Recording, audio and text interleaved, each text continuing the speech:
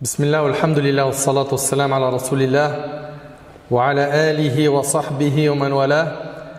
Rabbi sharah li sadri wa salli amri wa ahlul uqdatan min lisani yafqahu qawli. Mes chers frères et sœurs, on continue toujours notre série sur le voyage de l'âme après la mort. Dans notre dernière intervention, on a parlé de la résurrection. Et on a vu ensemble les preuves du Coran et de la Sunna du prophète alayhi salatu wa salam qui prouvent qu'on sera ressuscité le jour du jugement. Et aujourd'hui, avec l'aide d'Allah tabaraka wa ta'ala, on va parler, écoutez attentivement s'il vous plaît, de l'état des gens le jour du jugement. L'état des gens le jour du jugement. On a vu ensemble dans notre dernière intervention un hadith dans lequel le prophète alayhi salatu wa salam a dit: chacun sera ressuscité dans l'état où il était au moment de sa mort. Vous en rappelez? Le hadith il est rapporté par l'imam Muslim selon Jabir. Et on avait vu ensemble que celui qui vit sur l'obéissance va mourir sur l'obéissance. Et celui qui meurt sur l'obéissance sera ressuscité sur l'obéissance. Et celui qui vit sur le péché, il va mourir sur le péché et sera ressuscité sur le péché.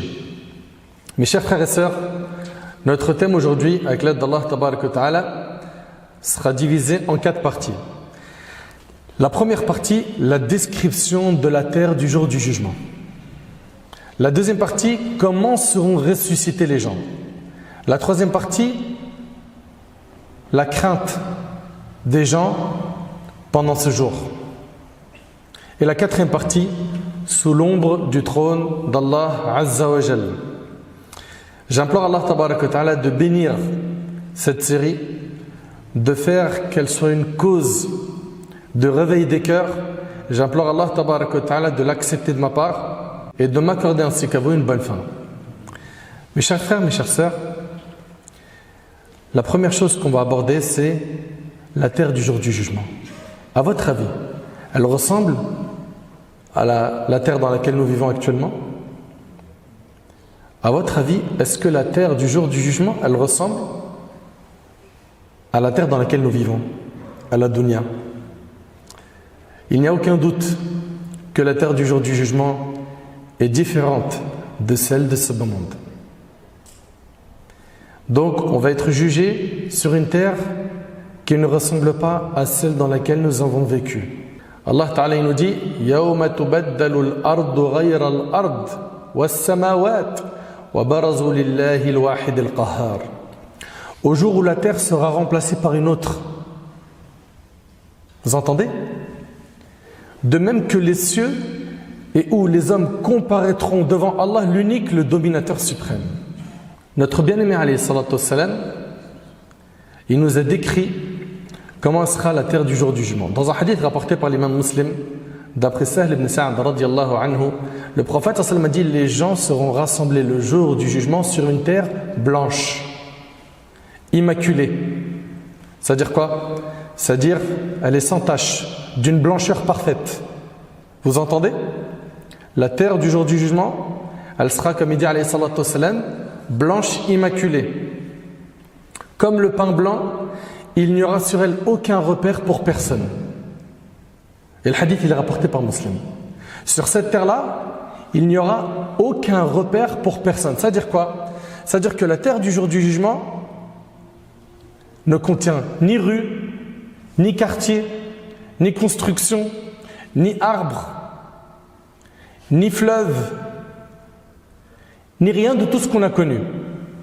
Elle est blanche et ne contient aucun repère. C'est bon jusque-là? Très bien. Après avoir vu que la terre du jour du jugement, elle sera blanche, immaculée et qu'elle contient aucun repère, sachez que le premier qui sera ressuscité, qui va sortir de sa tombe, de parmi tous les humains qu'Allah tabaraka wa ta'ala a créés, sera Rasulullah sallallahu alayhi wa sallam.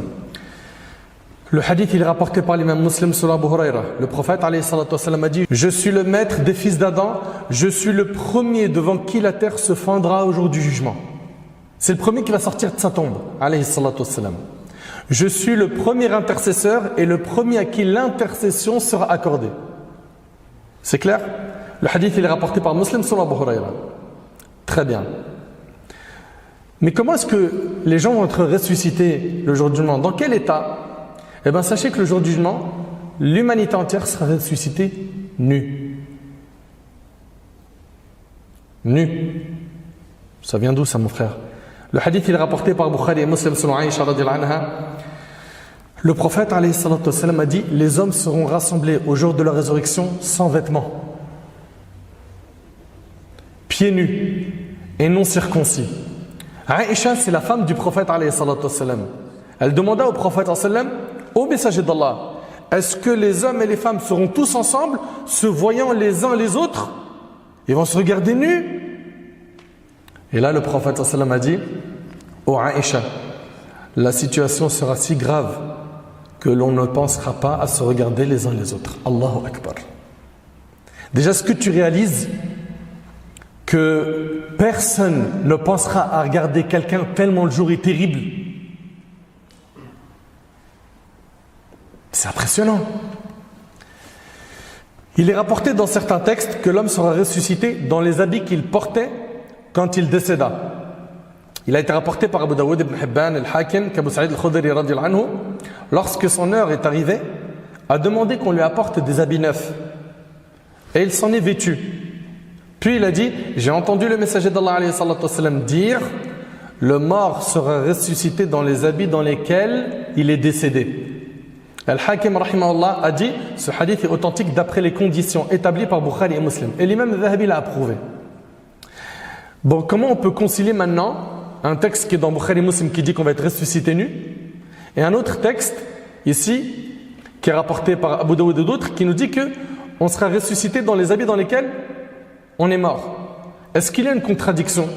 Sachez qu'il n'y a jamais eu de contradiction entre des versets et d'autres versets, ou bien le Coran qui serait en contradiction avec la Sunna, ou bien que la Sunna soit en contradiction avec des textes également de la Sunna.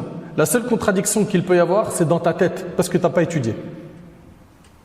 Mais quand tu étudies et que tu regardes comment est-ce que les savants ils ont fait le jama', comment ils ont concilié les informations, c'est là où tu dis: subhanallah, notre religion elle est parfaite, tout est à sa place. Ici l'imam al-Bayhaqi rahimahullah, il a concilié ce hadith avec le hadith précédent. Ok, il a fait un jama' entre les deux, c'est-à-dire qu'il a concilié toutes les informations en disant: leurs habits seront délabrés une fois sortis des tombes, et lorsqu'ils arriveront à l'emplacement du rassemblement, ils seront nus, puis on les habillera des vêtements du paradis. Vous suivez?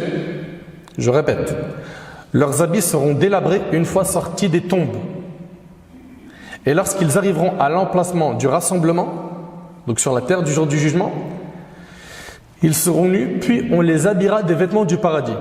Ça, c'est la première chose qu'il a dit. Deuxièmement, il a dit: on rhabillera les prophètes direct après. Ok?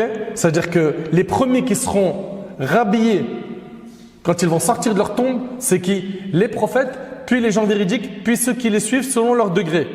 L'habit de chaque homme sera de la nature, de l'état dans lequel il est mort. C'est-à-dire quoi? C'est-à-dire en fonction de ton degré de piété, tu seras réhabillé rapidement ou non. Vous suivez? Et notre bien-aimé alayhi salatu wassalam, dans un hadith rapporté par l'imam al-Bukhari selon Abdullah ibn Abbas radiyallahu anhuma, il a dit: la première des créatures à être vêtue le jour du jugement sera le prophète Ibrahim alayhi salatu wassalam.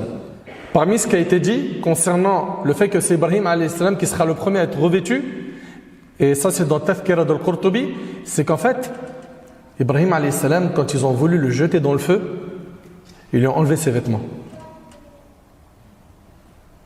Vous connaissez son histoire quand Allah il a dit: wa qulna ya nar kuni bardan wa salaman ala Ibrahim. Quand Allah il a ordonné au feu d'être paix et fraîcheur sur le prophète Ibrahim. D'ailleurs même le feu n'a pas brûlé le prophète Ibrahim, et ça fait partie des miracles, n'est-ce pas? Eh bien ici ils disent sa récompense le jour du jugement sera donc qu'il sera le premier à être vêtu en public. Vous suivez? Très bien. Donc on voit ici qu'on rhabillera les prophètes puis les gens véridiques, puis ceux qui les suivent selon leur degré. Si tu as été de ceux qui se précipitent à faire le bien, à faire des œuvres pieuses, tu seras rhabillé rapidement le jour du jugement. Dans le cas contraire, tu seras nu et humilié dans cette assemblée. Ahibati fillah, Allah tabaraka wa ta'ala, il nous dit wastami' yawma yunadi al-munadi min makanin qarib yawma yasma'una as-sayhata bil haqq dhalika yawmul khuruj. Allah ta'ala il dit wastami' et sois à l'écoute. Qui? Allah s'adresse au prophète alayhi salatu wassalam. L'imam al-Baghawi rahimahullah il dit dans le tafsir ay wastami' ya Muhammad sayhata al-qiyama wa an-nushur yawma yunadi al-munadi. Et sois à l'écoute. Qui? Au Muhammad. Le jour où le crieur criera d'un endroit proche. Vous suivez? Le jour où ils entendront en toute vérité le cri. Voilà le jour de la résurrection. Ici, mes chers frères, mes chères sœurs, les gens ils vont sortir de leur tombe et tout le monde, j'ai bien dit tout le monde, se dirigera vers le Seigneur des mondes, Allah Azza wa Jal. Personne ne manquera à ce rendez-vous. Personne ne manquera à ce rendez-vous. Depuis Adam alayhi salam jusqu'au dernier être humain, tout le monde comparaîtra devant le Seigneur des mondes. Allah tabaraka wa ta'ala il a dit wa yawma nusayyiru al-jibal wa tara al-arda barizatan wa hasharnahum falam nughadir minhum ahada wa 'uridu 'ala rabbika saffa laqad ji'tumuna kama khalaqnakum awwala marra bal za'amtum an lan naj'ala lakum maw'ida. Mentionne le jour où nous mettrons les montagnes en mouvement et on verra la terre totalement aplanie. C'est-à-dire quoi? C'est-à-dire que la terre ne comportera aucun repère pour que quiconque... C'est-à-dire quoi ici? Mentionne le jour où nous mettrons les montagnes en mouvement et où on verra la terre totalement aplanie. C'est-à-dire quoi totalement aplanie? Ne comportant aucun repère pour quiconque ni le moindre refuge. T'as pas à fuir. Tu ne pourras pas fuir ce jour-là. Tu seras exposé à Allah. Nous rassemblerons les hommes sans en omettre aucun. Il n'y en a pas un qui va être oublié. Ils seront présentés en rang devant ton Seigneur et on leur dira: par Allah, vous voilà venus à nous tels que nous vous avons créé la première fois. Seuls, pieds nus, sans bien ni enfant. C'est ce que dit l'imam al-Qurtubi rahimahullah. Ils vont se présenter à Allah subhanahu wa ta'ala seuls, pieds nus, dévêtus, sans bien ni enfant. Allah Azza wa Jalla a dit: par Allah, vous voilà venus à nous tels que nous vous avons créé la première fois. Pourtant, vous prétendiez que nous ne vous fixerions pas de rendez-vous.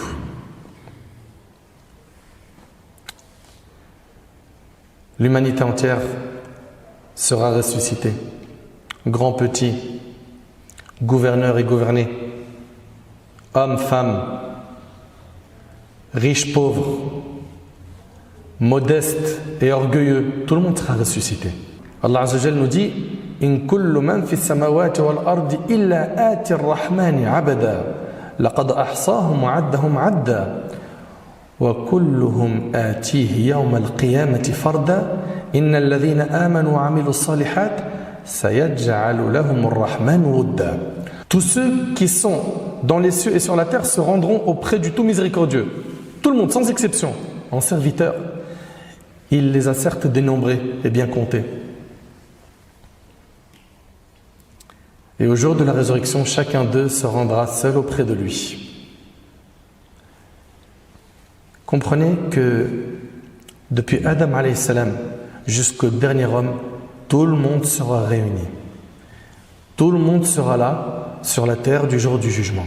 Allah tabaraka wa ta'ala il dit: يومئذ يتبعون الداعي لا عوج له وخشعت الأصوات للرحمن فلا تسمع إلا همسا يومئذ لا تنفع الشفاعة إلا من أذن له الرحمن ورضي له قولا يعلم ما بين أيديهم وما خلفهم ولا يحيطون به علما وعنت الوجوه للحي القيوم وقد خاب من حمل ظلما.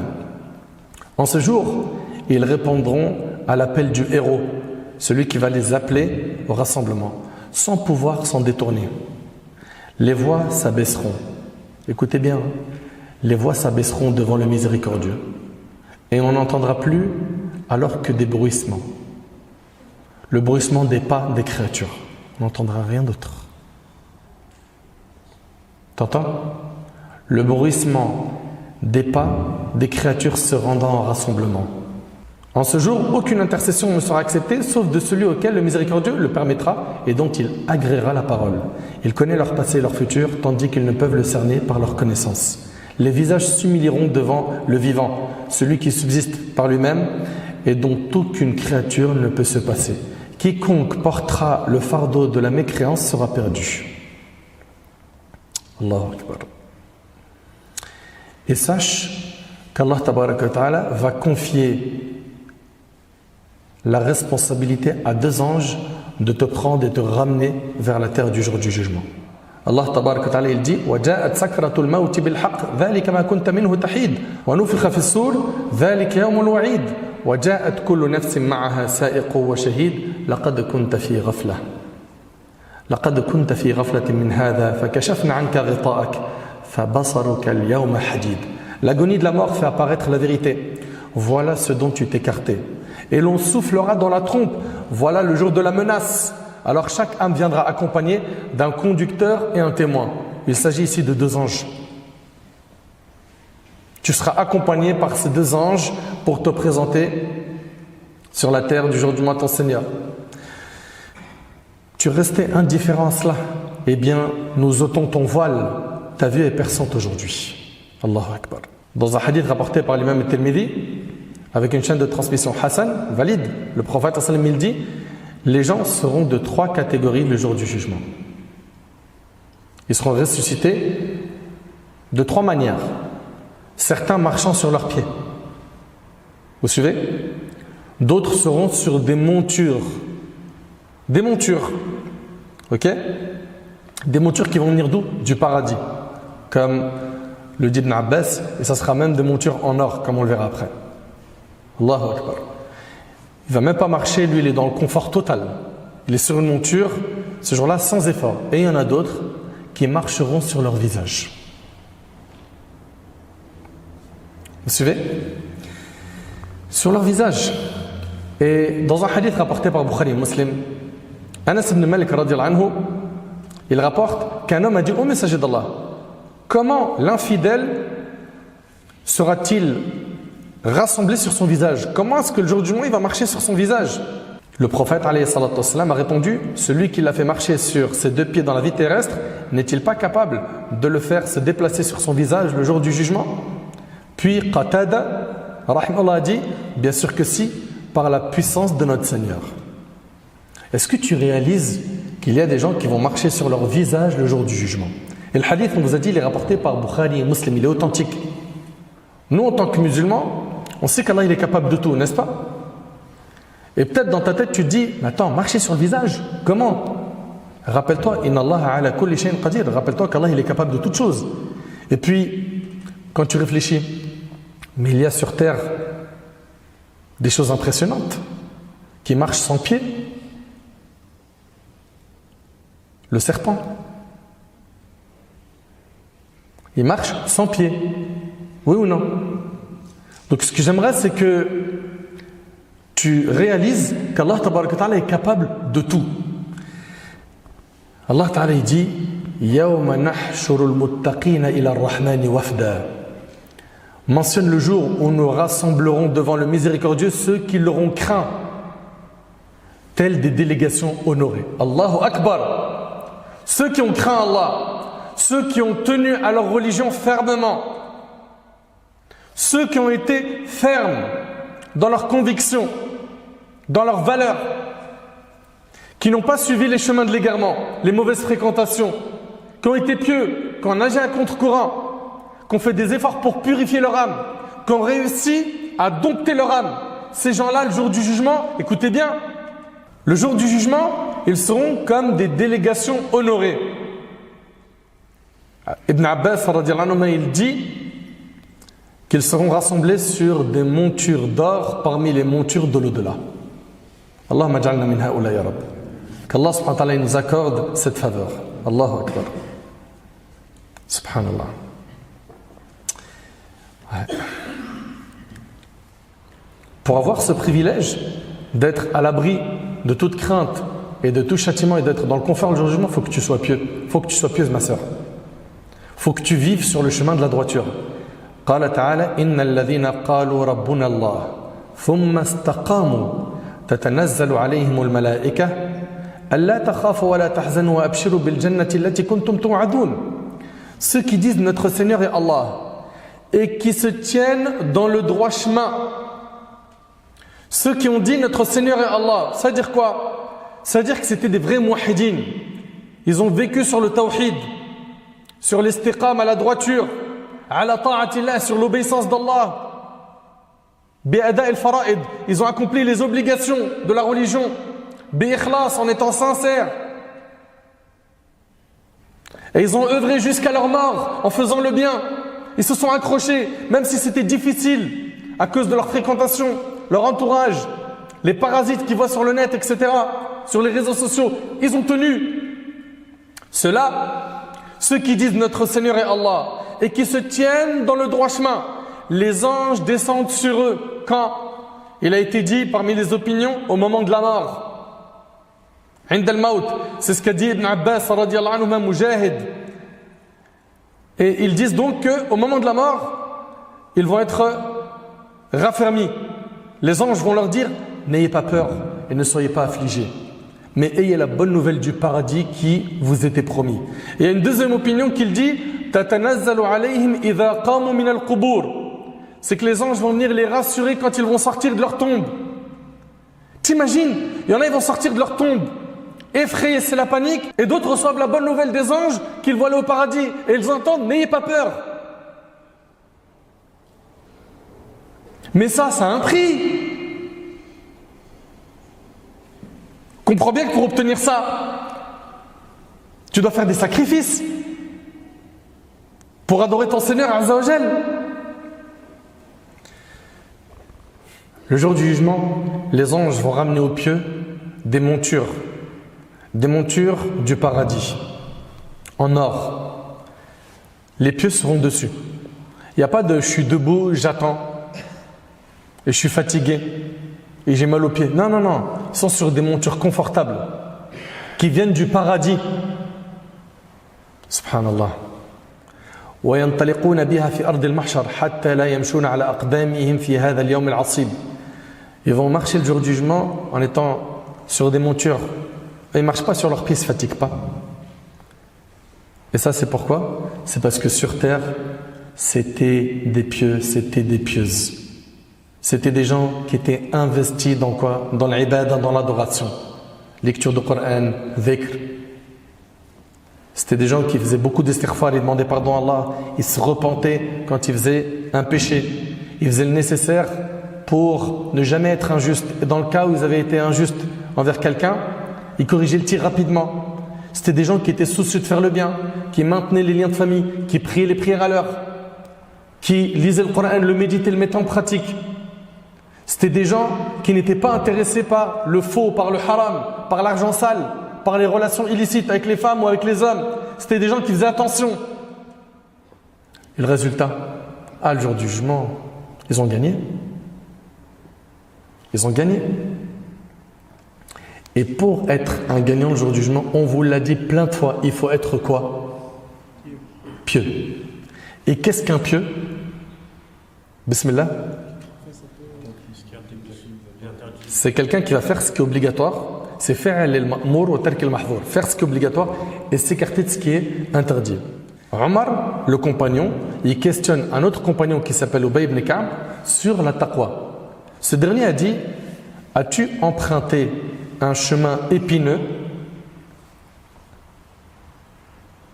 Écoutez bien. Il lui dit, as-tu emprunté un chemin épineux? Omar a dit, oui, en effet. Ubay lui a dit, qu'est-ce que tu en as fait?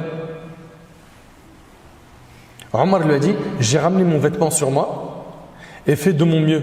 Pourquoi? Pour éviter les épines. Ubay a déclaré, c'est cela la taqwa. La piété, c'est que tu ne marches pas sur les épines des péchés. C'est qu'il y a des épines partout. Fréquentation illicite, drogue, fumer, aller en soirée, on va aller faire un petit coucou à tel chicha, ce qui paraît les halal, il y a de l'ambiance. Ok? Voilà. Donc il y a des épines par-ci par-là. Et tu as vu quand il y a des épines, qu'est-ce que tu fais? Tu fais attention, tu fais. Donc Omar il a dit, j'ai ramené mon vêtement sur moi et j'ai fait de mon mieux. Pourquoi? Pour éviter les épines. Il lui a dit, c'est ça la taqwa, c'est ça la piété. C'est que tu fasses attention à ne pas tomber dans ces épines de péché. Et Abdullah ibn Mas'ud radiyallahu anhu, il a dit, haqqu taqwa an yuta' fala yu'sa wa an yudhkar fala yunsa wa an yushkar fala yukfar. Il a dit, craindre Allah comme il le faut véritablement, c'est obéir à Allah et ne pas lui désobéir. C'est se rappeler d'Allah et ne pas l'oublier, ne pas être insouciant. Et c'est être reconnaissant envers lui et ne pas être ingrat. En deux mots, faire d'Allah le centre de ta vie. Qu'Allah tabaraka ta'ala soit tout pour toi dans ta vie. D'après Asim, et c'est Ibn Abi Shayba rahimallah qui rapporte cela dans Kitab al-Iman, nous avons dit à Talq ibn Habib, il est mort en l'an 100 du calendrier hégirien, explique-nous ce qu'est la taqwa. Il a dit, la taqwa est le fait d'œuvrer dans l'obéissance d'Allah, en espérant sa miséricorde et avec une lumière venant de lui. C'est quoi cette lumière? J'écoute? Non? Coran et la sunna du prophète alayhi salatu wassalam, c'est-à-dire avec science. C'est-à-dire avec science. Il a dit la taqwa, la piété, est le fait d'œuvrer dans l'obéissance d'Allah en espérant sa miséricorde et avec une lumière venant de lui. Et la taqwa est le fait de délaisser la désobéissance à Allah par crainte d'Allah avec une lumière venant de lui. Allah tabaraka wa ta'ala nous dit يَوْمَ نَحْشُرُ الْمُتَّقِينَ إِلَى الرَّحْمَنِ وَفْدًا وَنَسُوقُ الْمُجْرِمِينَ إِلَى جَهَنَّمَ وِرْدًا. Mentionne le jour où nous rassemblerons devant le miséricordieux ceux qui l'auront craint, tels des délégations honorées. Allahu Akbar. Franchement, ça fait pas rêver, franchement. T'as pas envie d'être de ces personnes-là qui seront sur des montures confortables. Et attention, hein, vous allez voir qu'il y a plein de zones de confort pour les pieux le jour du jugement. Ça, c'est une parmi les choses dont jouiront les pieux et les pieuses. Allahumma ja'alna minhum. Qu'Allah il nous accorde ses bienfaits. Allah Ta'ala nous dit par la suite, et où nous pousserons ceux qui se rendraient coupables de kufr vers la géhenne, comme un troupeau assoiffé qu'on mène à l'abreuvoir. Allahu Akbar. Subhanallah. Donc il y a des gens qui seront honorés ce jour-là, et il y a des gens qui seront humiliés yawm al-qiyamah. On fera partie de quel type de personnes? Sachez que le jour du jugement,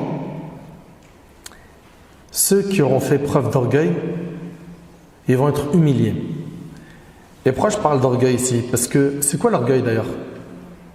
Qui a la définition? Hassan?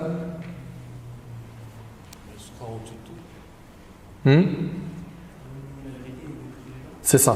Le prophète il a dit Al-Kibr, Batarul Haq wa Ghamtun Nas. L'orgueil, c'est quoi? Écoutez bien et enregistrez. Hein. L'orgueil, c'est le fait de rejeter, refuser la vérité et mépriser les gens. Parce que nous, quand on parle d'orgueil, on voit souvent quelqu'un qui se la raconte. Il croit qu'il est meilleur que les autres. C'est vrai ou pas? Plus fort que les autres. Mais le fait que tu refuses le din, c'est de l'orgueil. Refuser la vérité, c'est de l'orgueil. Vous suivez? Et subhanallah, ces gens-là qui sont orgueilleux, qui refusent la vérité et qui méprisent les autres. Pourquoi? Parce que moi, je vois qu'avec mon argent, moi, avec ma force, moi, avec mes contacts, il y a beaucoup de gens qui ont cette langue aujourd'hui, la langue du moi, qui se voient comme étant le centre du monde et qui vivent pour cet orgueil, pour avoir un nom au quartier. Dis juste mon nom, tu verras. Mais ces orgueilleux-là, s'ils ne se repentent pas avant de mourir, ils vont être humiliés le jour du jugement d'une manière qu'ils ne peuvent même pas imaginer. Et puis pourquoi cet orgueil? Réfléchis à la base, tu étais une goutte de sperme. puis pendant ta vie, puis pendant que tu es vivant, tu portes en toi des impuretés. Et à la fin, tu seras un cadavre. Pourquoi l'orgueil? Pour quelle raison? Regarde ce qui attend les orgueilleux. Et ceux parmi vous qui aiment bien se la raconter, montrer qu'ils sont meilleurs que les autres, etc. Sois humble parce que Wallahi al-Azim, les menaces qu'il y a contre les orgueilleux, elles sont hyper sévères. Selon Amr ibn Shu'aib, selon son père, selon son grand-père, radiyallahu ta'ala anhum ajma'in, le prophète sallallahu alayhi wa sallam a dit: les orgueilleux seront ressuscités le jour de la résurrection sous forme humaine. Écoutez bien, les orgueilleux seront ressuscités le jour de la résurrection sous forme humaine, faisant la taille d'une fourmi. Tu te prenais pour un grand, t'es le plus petit le jour du jugement. Vous entendez? Les orgueilleux seront ressuscités le jour de la résurrection sous forme humaine, faisant la taille d'une fourmi. Ils vont être piétinés, écrasés par les gens. Toi, t'aimais écraser les gens de ton vivant. Tu mettais à l'amende les gens, comme ils disent les jeunes. Personne ne pouvait rien contre toi. Tu étais un tyran, un grand haggar. Mais tu vas te faire piétiner le jour du jugement. Tu feras la taille d'une fourmi que les gens vont écraser. L'humiliation les couvrira de tous côtés. Qui? Les orgueilleux. Ils seront conduits dans une prison de l'enfer, appelée Boulas. Le feu les couvrira et on les abreuvera des sécrétions des gens de l'enfer. Et c'est rapporté par l'imam al-Tirmidhi, An-Nasa'i et d'autres. Pourquoi être orgueilleux? Pourquoi ne pas être humble, simple, modeste? Pourquoi? Subhanallah, Allahu Akbar. On entend maintenant la partie de la crainte des gens le jour du jugement. Déjà, avant de détailler ce point, sachez que le jour du jugement va être un jour qui va être long. Il va durer combien de temps? Tu as une idée, mon frère? Non? Vas-y. 50 000 ans. Allah tabarak wa ta'ala dans Surat al-Ma'arij, Surat 70, verset 4, il dit Azza wa Jal, Fi yawmin kana miqdaruhu 50 alf sana. Il dit un jour dont la durée est de 50 000 ans. Allahu Akbar. Un jour qui va durer 50 000 ans. 50 000 ans. C'est l'opinion d'Abdullah ibn Abbas pour ce qui est du tafsir de ce verset, de l'Hassan, de Qatada, de l'Quradi et d'autres. 50 000 ans. Par contre, pour le pieux, vous avez vu, à chaque fois, je vous dresse les deux tableaux. Après, c'est à vous de choisir. À vous de choisir comment vous voulez vivre et comment vous voulez mourir. Vous avez bien vu qu'à chaque fois, on vous dresse les deux tableaux pour que vous soyez très prudents, vigilants. Maintenant, pour le pieux, Abu Huraira radiyallahu anhu, il rapporte que le prophète a dit: le jour du jugement sera pour les croyants comme la durée qu'il y a entre le Dhuhr et le Asr, rapporté par le Hakim. Donc c'est 50 000 ans pour certains, et pour celui qui a cartonné dans la vie d'ici-bas parce qu'il a été sérieux dans sa pratique religieuse, ça sera le temps qu'il a entre Dhuhr et Asr. Mais attention, il y a d'autres textes. Il y a un hadith qui est rapporté par l'imam Ahmad dans le Musnad. Ibn Hibban le rapporte également dans son recueil, fi sahihihi. Et d'autres, selon Abu Sa'id al-Khudri, radiyallahu anhu, dans le hadith on a hatta yakuna akhaf alayhi min salatin maktuba. Vous entendez? Dans ce hadith on a hatta yakuna akhaf alayhi min salatin maktuba. C'est-à-dire quoi? Que ce jour-là, il sera allégé pour le croyant. Il sera plus léger pour lui que le temps d'une prière prescrite qu'il accomplit dans ce bas monde.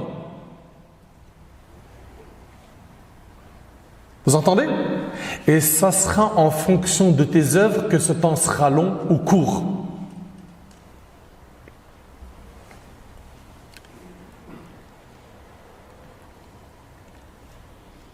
Les gens, ils sont sur la terre du jour du jugement.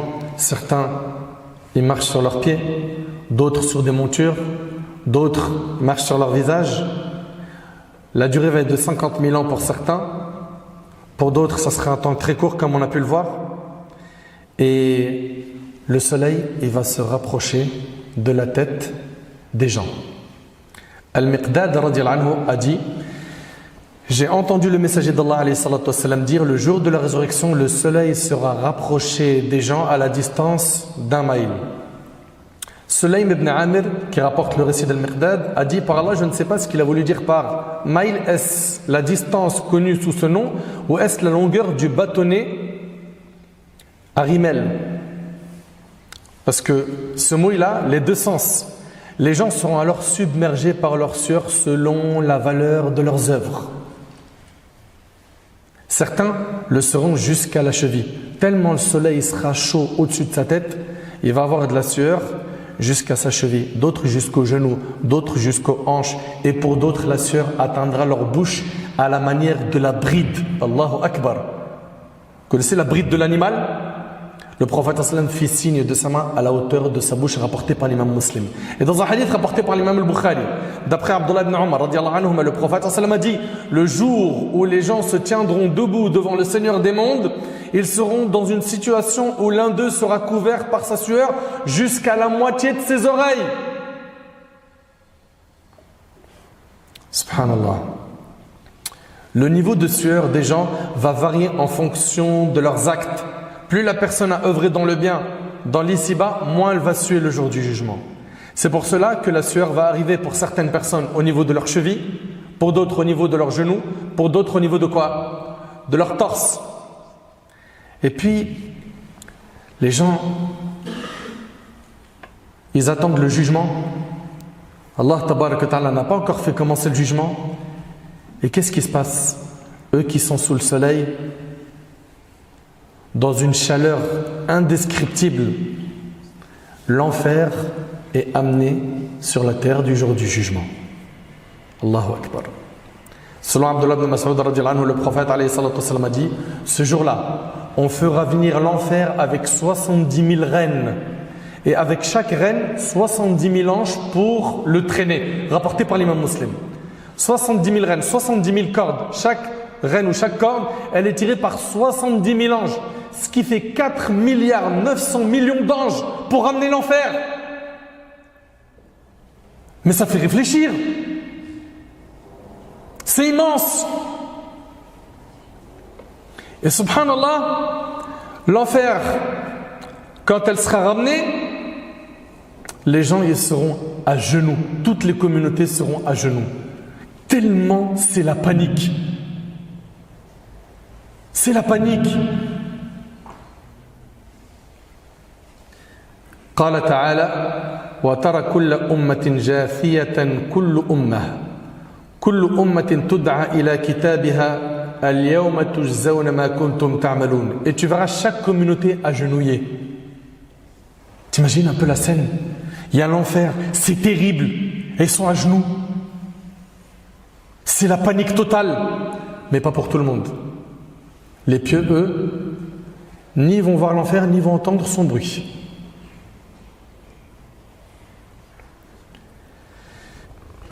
Ça, c'est pas pour tout le monde.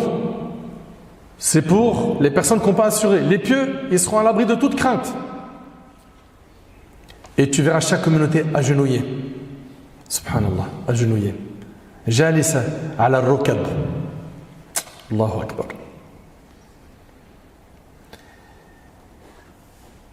Et il nous dit ici, chaque communauté sera appelée vers son livre. Ibn Qutayba dit les gens ne seront pas en sécurité.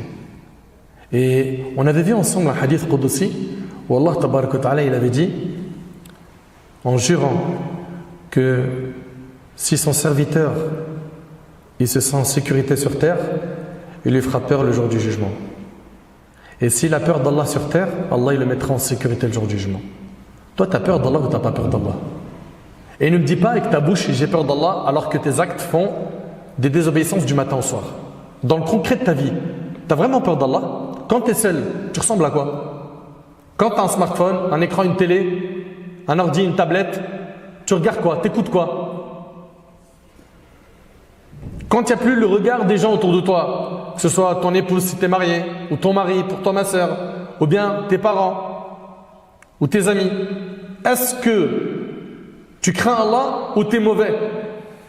Allah Ta'ala il dit, chaque communauté sera appelée vers son livre. Puis Allah il nous dit dans le verset, on vous rétribuera aujourd'hui selon ce que vous œuvriez. Dans la suite du verset, Allah il nous dit, on vous rétribuera aujourd'hui selon ce que vous œuvriez. Subhanallah. Chaque communauté sera appelée vers son livre. Il a été dit par Ibn al-Jawzi, rahimallah, son livre, celui dans lequel il y a quoi? Ses bonnes et mauvaises actions. Et ça, c'est ce qui était rapporté par Ibn Abbas. Il a été dit aussi, annahu hisabuha, qu'il s'agit de son jugement. Il a été dit également, le livre qui a été révélé à son prophète. Et de l'autre côté, les pieux. Allahumma ja'alna minhum ya Rabb. Eux, pas de panique pour eux. Innal ladhina sabaqat lahum minna al-husna ulaika anha mub'adun. Mub'adun la yadkhulunha, ils vont pas rentrer en enfer. La yasma'una hasisaha. Allahu akbar. La yasma'una hasisaha wa hum fi ma ishtahat anfusuhum khalidun. La yahzunuhum al-faz'u al-akbar wa tatalaqahum al-mala'ika. Quant à ceux que nous avons prédestinés pour la plus belle récompense, ceux qui auront Al-Jannah, ils en seront éloignés. Ils seront éloignés de l'enfer. C'est pas ce que tu veux? Ils n'en entendront pas le crépitement. Ils vont même pas entendre le bruit de l'enfer. Et jouiront éternellement de tout ce qu'ils désirent. Pour l'éternité, tu as tout ce que tu veux au paradis. Pour l'éternité, la grande terreur ne les affligera pas et les anges les accueilleront en leur disant « Voici le jour qui vous était promis. » Allahu Akbar. Subhanallah. Et concernant l'enfer, l'imam Ahmad et Tirmidhi ont rapporté d'après le hadith transmis successivement par Abu Salih et Abu Hurayra radiyallahu anhuma que le prophète sallallahu alayhi wa sallam a dit au jour de la résurrection, un coup sortira de l'enfer. Un coup sortira de l'enfer, il aura 2 yeux qui voient, 2 oreilles qui entendent et une langue qui parle. C'est déjà assez effrayant déjà d'entendre parler de l'enfer, n'est-ce pas? Mais t'imagines un coup qui sort de l'enfer, qui aura ici 2 yeux qui voient, 2 oreilles qui entendent et une langue qui parle. À cet égard, l'enfer dira 3 types de personnes m'ont été confiées. L'oppresseur inflexible, celui qui aura invoqué à côté d'Allah une autre divinité et les faiseurs d'images. Allahu Akbar. Allah tabarak wa ta'ala nous dit وَاسْتَفْتَحُوا وَخَابَ كُلُّ جَبَّارٍ عَنِيدٍ مِنْ وَرَائِهِ جَهَنَّمْ وَيُسْقَى مِنْ مَاءٍ صَدِيدٍ يَتَجَرَّعُهُ وَلَا يَكَادُ يُصِيغُهُ وَيَأْتِيهِ الْمَوْتُ مِنْ كُلِّ مَكَانٍ وَمَا هُوَ بِمَيِّتٍ وَمِنْ وَرَائِهِ عَذَابٌ غَلِيظٌ. Les messagers demandèrent à Allah la victoire, et tout orgueil obstiné fut anéanti. La géhenne, l'enfer, l'attend, et il sera abreuvé d'un liquide fait de pus et de sang. T'imagines ce qu'il va boire, celui qui est fait de nar, du pus et du sang, qu'il tentera de boire à petite gorgée et n'avalera qu'à grande peine. La mort l'assaillera de toutes parts, mais il ne mourra jamais, et un terrible châtiment l'attend. Allahu Akbar. Et vous voyez mes frères et sœurs, ce jour-là, c'est un jour qui a été appelé par Allah le jour du regret. وَأَنذِرْهُمْ يَوْمَ الْحَسْرَةِ. Et avertis-les du jour du regret. Il y a des gens qui vont regretter quand? Le jour du jugement. Si seulement j'avais prié, si seulement je m'étais levé pour le fajr. C'est pas dur en vrai. Si seulement je pouvais revenir sur terre pour vrai. Si seulement j'avais pas fait tel péché. Si seulement j'avais écouté les conseils de ceux qui m'ont appelé au bien. Si seulement, si seulement, si seulement, si seulement. Sachez que ce jour-là, ça sera un jour dur. Et les prophètes, ils auront une invocation qu'ils vont répéter le jour du jugement, c'est Allahumma sallim sallim. Oh Allah, accorde le salut. Oh Allah, accorde le salut. Ce jour-là, toute nourrice oubliera ce qu'elle allaitait. Et toute femme enceinte avortera de ce qu'elle portait. Ce jour-là, c'est un jour où les enfants auront les cheveux blancs Tellement c'est un jour de peur. C'est un jour où la nourrice ne pensera plus à son nourrisson qu'elle allaitait. C'est un jour où l'homme va fuir les membres de sa famille. Yawma yafirru al-mar'u min akhihi, n'est-ce pas? Wa ummihi wa abihi. Wa ummihi wa abihi wa sahibatihi wa banihi li kulli imri'in minhum yawma idhin sha'nu yughnihi. Le jour où l'homme s'enfuira de son frère, de sa mère, de son père, de sa compagne et de ses enfants, car chacun de ce jour-là aura son propre cas pour l'occuper. Chacun est en train de penser à lui. Est-ce que je vais m'en sortir aujourd'hui ou pas? Parce qu'il arrive le jour du jugement, et là il attend, je vais au paradis ou pas? C'est donc un jour qui fait peur. Un jour où les gens ils vont fuir les uns des autres. Et vous avez vu, pendant que les gens ils sont dans cette foule, où ils sont très nombreux sur la terre du jour du jugement, il y a le soleil qui est au-dessus de leur tête, il fait hyper chaud, les gens ils sont dans leur sueur, c'est un jour qui est difficile. Et puis là, à ce moment-là, il y aura certaines personnes qui seront appelées pour être sous l'ombre du trône d'Allah Azza wa Jal. Allahumma ja'alna minhum ya Rabb. Subhanallah. Dans un hadith rapporté par l'imam al-Bukhari Muslim, selon Abu Hurayra radhiyallahu anhu, le prophète sallallahu alayhi wa sallam a dit 7 personnes. 7 personnes ici, ça veut dire quoi? 7 catégories de personnes. Suivez bien. Et il n'y en a pas que 7, Ibn Hajar rahimahullah, il en a compilé beaucoup. Ok? 7 personnes seront ombragées par l'ombre d'Allah le jour où il n'y aura d'ombre que la sienne. C'est-à-dire ils seront sous l'ombre du trône d'Allah le jour du jugement, et donc ils seront protégés de ce soleil. Vous suivez ou pas? Donc on voit ici que le pieux il peut être sur une monture qui vient du paradis, que le temps il ne sera pas de 50 000 ans pour lui, et qu'il ne va pas souffrir de ce soleil. Il aura l'ombre du trône d'Allah au-dessus de sa tête, qui le protégera de quoi? De la chaleur du soleil. Vous suivez? 7 personnes seront ombragées par l'ombre d'Allah le jour où il n'y aura d'ombre que la sienne. 1. Imamun adil, le dirigeant juste. 2. Un jeune qui a grandi dans l'adoration d'Allah. Shabun nasha'a fi ibadatillah.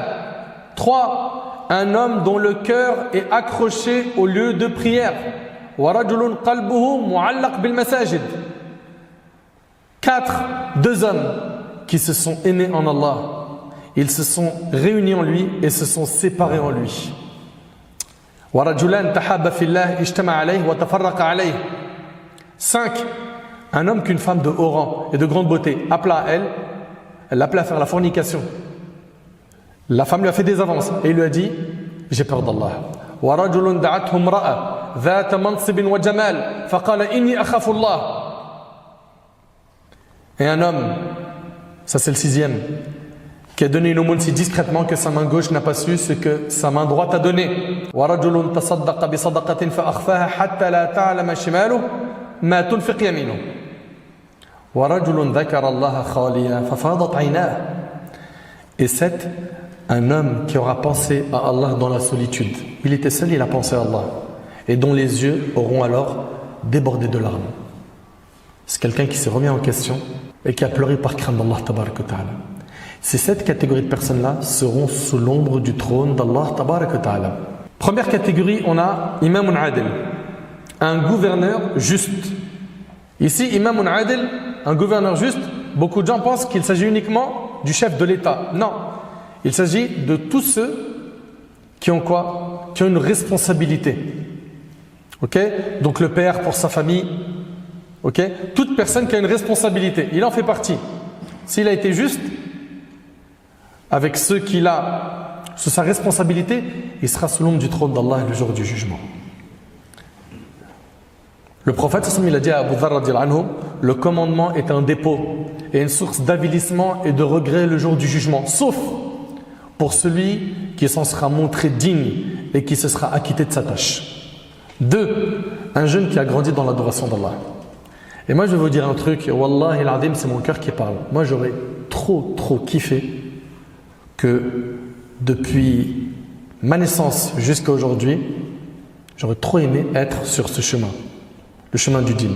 Mais qadar Allah ma sha'a fa'al, Allah subhanahu wa ta'ala ne m'a pas écrit cela. J'ai grandi dans une cité où les codes, vous les connaissez, j'ai pas besoin de vous dire ce qu'il en est. Hein. Et puis c'est à partir du lycée qu'on s'est pris en main.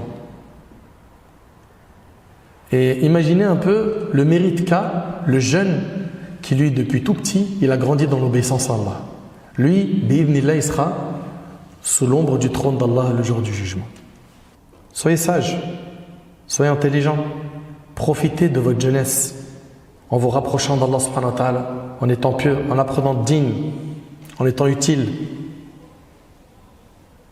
Demandez à Allah tabarak wa ta'ala de vous garder sur ce chemin, même si les tentations elles sont fortes, au collège, au lycée. Ok? Tenez bon. Tenez bon, pourquoi? Parce que le jour du jugement, vous allez récolter beaucoup. Beaucoup en termes de récompense. Un jeune qui a grandi dans l'adoration d'Allah. Un jeune qui était indétournable. On a essayé de le ramener vers tel péché, c'est un mur. Vers tel autre péché, non. Lui, dans sa tête, il sait où il va. Il sait que c'est le chemin de la droiture qui paye.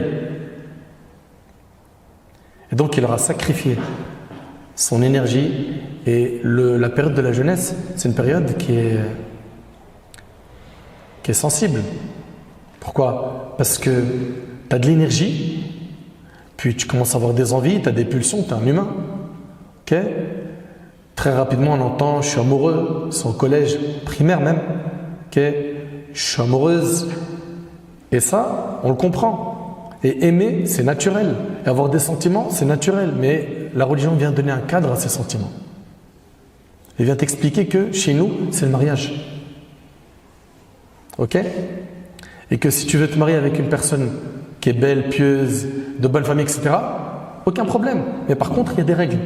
Tu les respectes, tu es tranquille. Tu ne les respectes pas, tu t'exposes à plein de problèmes. À plein de problèmes parce que tu as désobéi à Allah subhanahu wa ta'ala. Donc voilà, ce jeune-là, il a été intelligent, sage. Il a réussi à faire des bons choix.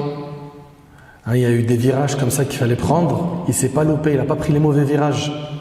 Il y en a plein, vous les avez connus. Ils étaient comme ça, salat et tout. Il a pris un virage, il s'est retrouvé à lâcher la salat. Il écrit des textes de rap, et vous connaissez. Hein. Ou bien il s'est retrouvé dans la délinquance, ou bien dans la vente de ce qui est illicite, etc. etc., etc. Également, parmi les personnes qui seront sous l'ombre du trône d'Allah, un homme dont le cœur est accroché au lieu de prière. Ça veut dire quoi? C'est quelqu'un qui a pris la prière obligatoire à la mosquée, ok? Il rentre chez lui, et puis son cœur bouillonne, il a envie de revenir à la mosquée. Est-ce que c'est ton cas? Si tu as cet amour de la mosquée dans ton cœur, Hani Adlak, félicitations. Félicitations à toi. C'est une personne qui aime trop la mosquée, qui se sent bien. Quand il sait qu'il a un petit créneau, il se dit tiens, pourquoi je n'irai pas à la mosquée seul ou avec des amis? Et c'est bien de venir seul aussi, pour se ressourcer spirituellement. Ce n'est pas toujours que des effets de groupe. Les effets de groupe, c'est bien parce qu'on se motive et tout, on motive des gens qui sont peut-être un petit peu faibles, en cas dans la pratique religieuse, mais viens des fois seul pour te ressourcer spirituellement.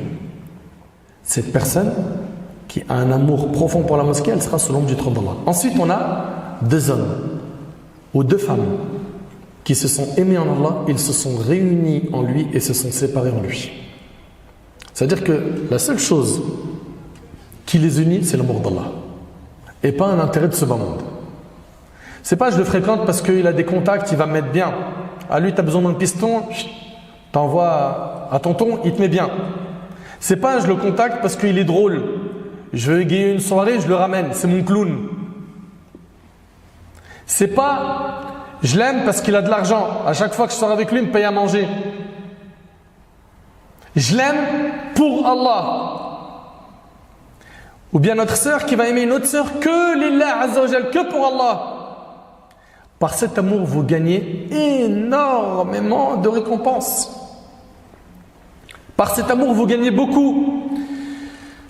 Selon Abu Umam al-Bahili, le prophète a dit: celui qui aime pour Allah, déteste pour Allah, donne pour Allah et refuse pour Allah aura complété sa foi. Rapporté par Abu Daoud, le prophète il a dit: l'anse la plus solide de la foi est l'amour en Allah et de détester en Allah. Le prophète il a dit dans un hadith rapporté par Bukhari et Muslim: Allah tabarak wa ta'ala, il dira le jour du jugement: où sont ceux qui se sont aimés en mon nom glorieux? Aujourd'hui, je les ombrage de mon ombre le jour où il n'y aura d'ombre que la mienne. Et je prends Allah pour témoin que je vous aime pour Allah.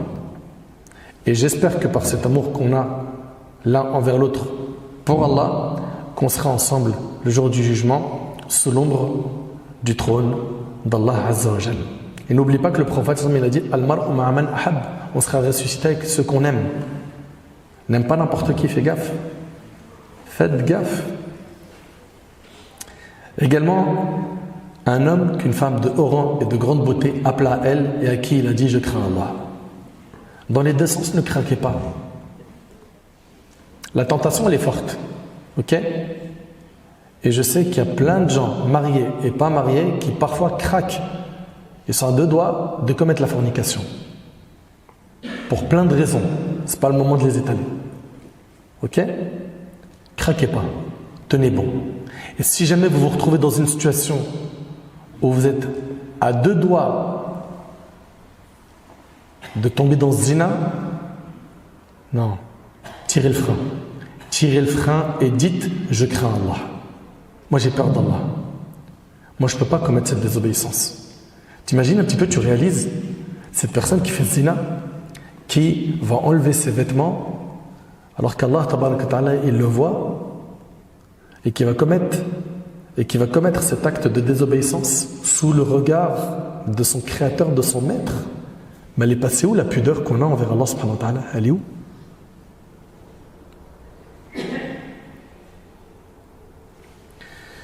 Tenez bon. Et bien évidemment, pour ne pas tomber dans la fornication, il ne faut pas s'en approcher. Allah tabaraka ta'ala a dit: Wala taqrabu zina. Et n'approchez pas la fornication, c'est-à-dire toutes les portes qui vont amener à la fornication, drague, jeu de séduction, toutes ces portes-là, condamnez-les. Condamnez-les. Tu veux te marier? On vous a dit, il y a un cadre qui a été légiféré pour cela, et puis on a des vidéos sur comment trouver sa moitié.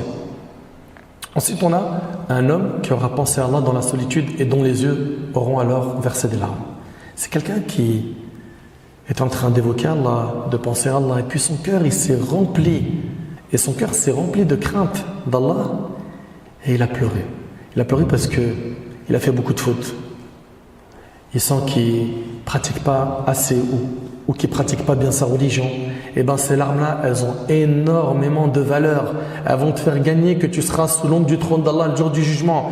Ibn Abbas, il nous dit, écoutez bien s'il vous plaît, j'ai entendu le messager d'Allah dire: deux yeux ne seront pas touchés par le feu. Un œil qui a pleuré par crainte d'Allah et un œil qui a veillé toute la nuit montant la garde au service d'Allah, rapporté par Tirmidhi. Et également parmi les personnes qui seront sous l'ombre du trône d'Allah, il y a ceux qui sont cités dans ce hadith. Le hadith d'Abi Hurayra où le prophète a dit: celui qui accorde un délai à une personne qui est dans la gêne ou lui annule sa dette, tu lui accordes un délai, il est endetté envers toi, tu lui dis: Malish, rembourse-moi plus tard, ou allez vas-y je te l'efface. Ok? Allah le couvrira sous l'ombre de son trône le jour où il n'y aura pas d'ombre que la sienne. Vous suivez? Mes chers frères, mes chères sœurs, les gens ils sont sur la terre du jour du jugement. Certains ils sont dans la panique totale, d'autres tout se passe hyper bien pour eux. On l'a vu, n'est-ce pas? Puis le jugement il n'a pas encore commencé. Le jugement il va commencer à partir d'une chose. Qui sait quelle est cette chose? Levez la main. Il n'y a qu'une seule personne qui sait? Vas-y. C'est lorsque le prophète va intercéder auprès d'Allah pour que le jugement commence. L'humanité entière va se diriger vers lui pour que le prophète intercède auprès d'Allah. Pourquoi? Pour que le jugement d'Allah commence. Et ça, c'est ce qu'on va voir, Inch'Allah, dans notre prochaine intervention qui sera dédiée à l'intercession du prophète, alayhi salatu wassalam.